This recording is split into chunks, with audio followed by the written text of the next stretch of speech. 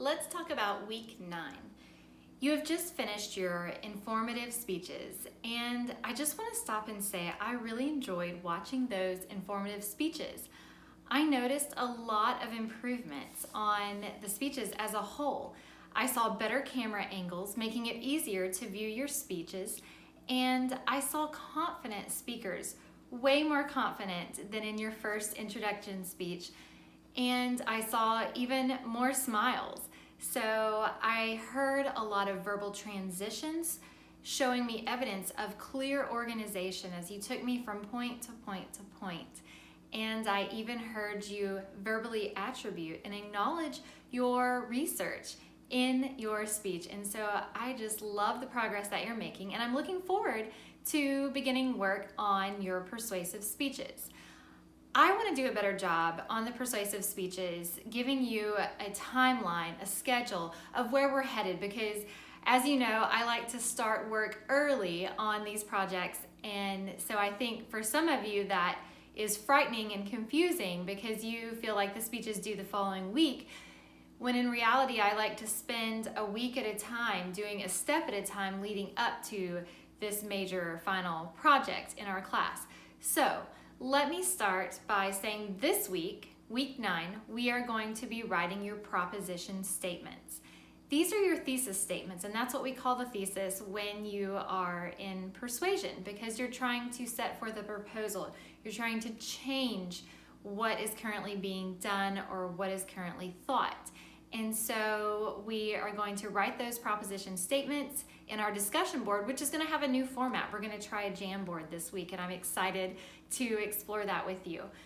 Next week, week 10, we will be working on audience analysis, which is key in persuasive speaking, because if your audience agrees with you, there's no point in giving the speech because you are trying to change their mind or bring them to action.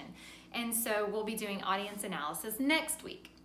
Week 11, we'll be gathering up our sources and creating a works cited page so that on week 12, we can work on our keyword outlines. Week 13 will be spent working on our visual aid, which will be either a PowerPoint presentation or a Google slide presentation so that we can incorporate that technology into our speech. And then we'll be ready on week 14 to present the speech. So that week 15, our last week of class, you can do your 5 peer reviews and be done.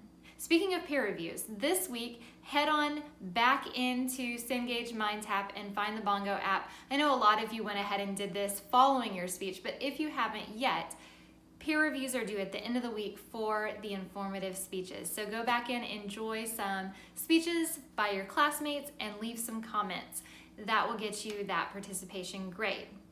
Other work that you need to do, of course, you need to read chapter 16, the chapter on persuasive speaking. I've got a mini lecture and a video that you can watch quickly. This chapter has 28 key concept terms. There's a lot of new information that's going to help guide you through the persuasive writing process. And so there's a lot to process as you read this chapter. So that video could be very helpful for you, as well as you'll be working on your case study, which is actually an example of a persuasive speech. You'll be analyzing that, using those key concept terms in your analysis to demonstrate your mastery of the chapter content.